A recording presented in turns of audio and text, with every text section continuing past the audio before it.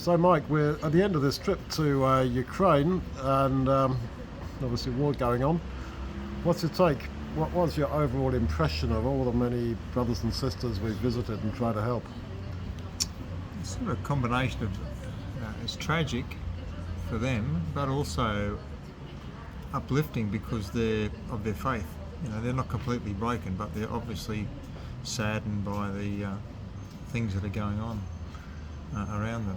And what have most of those we saw? What have they lost? Well, most people have had to abandon their homes, fearing that they were going to be injured or what have you, and relocated to cottages and small country holdings, which are like in far-flung places away from city and community and facilities, and it's involved in them putting in a lot of work just to put food on the table. There's no welfare as such, so I'm impressed. Most of my old people, we're talking about 70s plus, and when you see the size of their gardens that they've put in place, like maybe 100 square metres of garden, and they have to do it to sustain themselves. So obviously, the clothes they're wearing are, I wouldn't say rags, but there's not much life left in them. They're struggling. So these people were bombed out of their properties, the properties destroyed, or were formerly living in the Russian occupied areas, and they fled. And the government gave them derelict buildings, mainly in the middle of nowhere, to live in. And they're just trying to scratch a existence. So particularly, when you consider that most of those people were urban dwellers and were not subsistence farmers. They're huge. Yeah, that's right. I'm impressed by brother Alexei, who was a driver. So I'm sure he drove trucks or cars or whatever, but an old man too, probably in his 70s, and he said he's always been curious in his life, driving around meeting different people and talking to welders and to bricklayers, and now he's thrown into these circumstances where he has to draw back on those experiences. So from a city dweller, draw back on those experiences to repair a house, to build chicken sheds, to garden, to find a welder to repair things. Totally different, and yet he's near the latter years of his life, so he's had to draw deep on all the experiences just to get by, not only for him but for his wife too. She's not a young woman, and mixed together with that, Duncan, because all of that on top of their shoulders, they've lost their kids. They've lost daughters or sons that have been drafted into the army and thrown into the front line with no recourse to going to court for pleading their cases conscience objectors. So they're dealing with tragedy and trauma as well as trying to just live from day to day. Obviously, we've been trying to support these folks since the minute the war broke out. How do you feel that welfare has been used? I'm really impressed because comparing it to the West, to Australia and perhaps England, where people are given relatively, in comparison, large welfare checks. And I'm only thinking back to the COVID era where people had money thrown at them by the government, and according to reports, most was spent on the pokies or gambling. These people are in remote places. I can see the money's being spent on buying seeds and their gardening equipment is all rusted old relics of the past that they've cobbled together to keep going. So their homes are tacked together with whatever they can find to keep the winter cold out. So the money hasn't been lavished on a lifestyle, it's just on providing the necessity so they can sustain themselves. And what do you think their problems are going forward? Well, they're virtually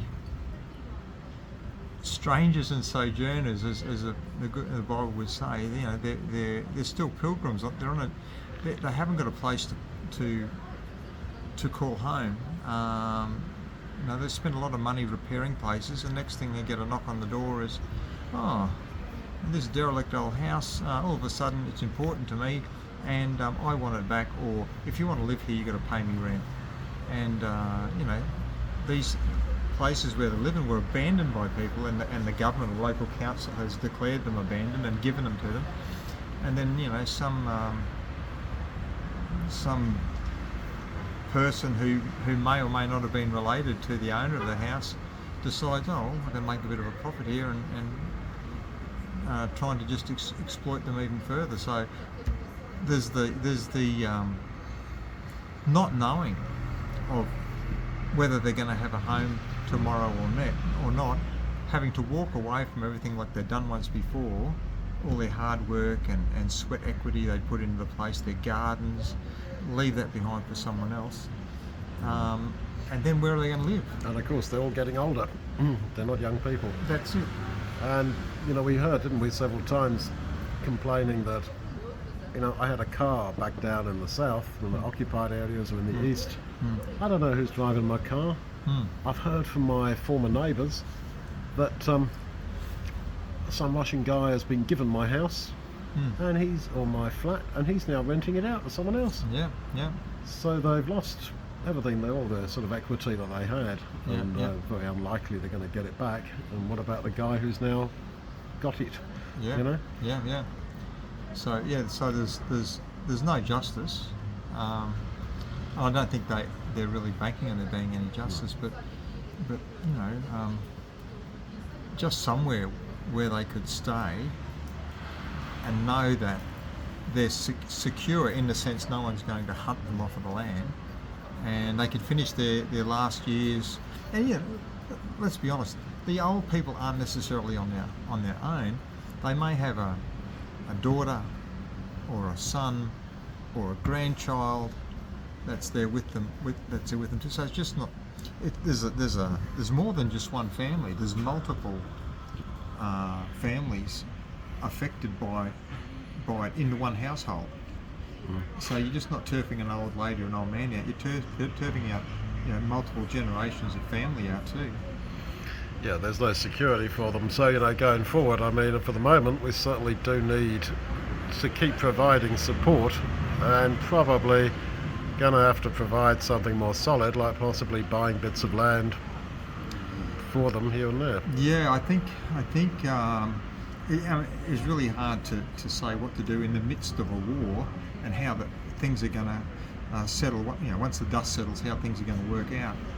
I mean, there's certainly some very cheap land around the place. I mean, Western sounds very, very cheap, but you know, we saw a brother and sister today, and they've gone to all this work, putting out a wonderful garden, and the water's drying up in their well, and they're too old to go down and dig it any deeper. And it's not their land anyway, so if they put all the effort in doing it, it could be very well pulled out from underneath them. So yeah, I think it would be good if they could have the right place for them. It's very complex. It's very complex. Try to say a few words about baptising Brother Ruslan. Yeah. I mean, just Brother Ruslan alone.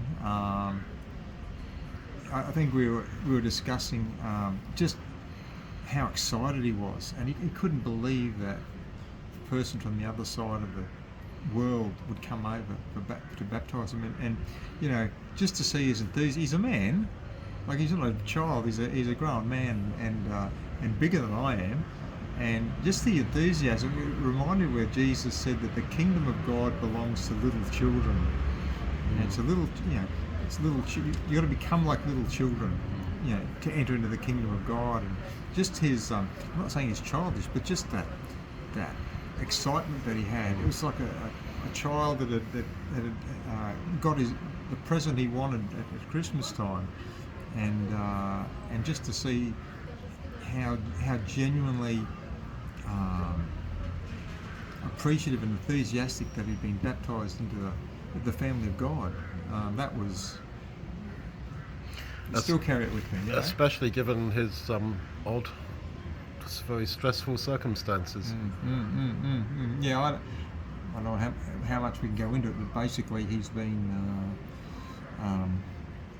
self-imposed imprisonment or seclusion because there are gangs of brown shirts hunting down young men to throw them into the front lines, and just talking to other brothers and sisters who have had their children the same thing. It's like there's no training. It's like, here's your uniform, here's your gun, off you go, and they're gone in no time at all. And it just I can only imagine it would just tear them apart. So he's staying inside. He's been inside that flat hiding for 2 years. Yeah, 2 years, and I don't know if you want to take something good out of it. He's been devoting that time to researching what the truth is. Who is God? Who is Jesus? What is the truth? Because there's so many different interpretations of it, and so he's been spending the 2 years profitably, I think, in that sense. But still, it's got to have some sort of mental toll. Well, that was all triggered by the experience with his dad.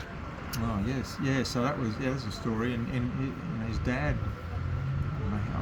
I guess how old Dad would be, but Dad would have had to be in his 50s and working in a factory nearby, and the brown shirts or the government agents walk into his factory, grab him, and said, "You're in the army," and just took him away. He was killed, wasn't he, Duncan? No, he wasn't killed. Oh, he wasn't killed. He's still in the army. He's still in the army. But they never saw him again since he was taken. It killed his mother, or it killed Ruslan's grandmother. Yeah, the old lady. She had a heart attack. When she found out her son had been. Her son, who's in his 50s, had been literally press ganged into the army. Yeah.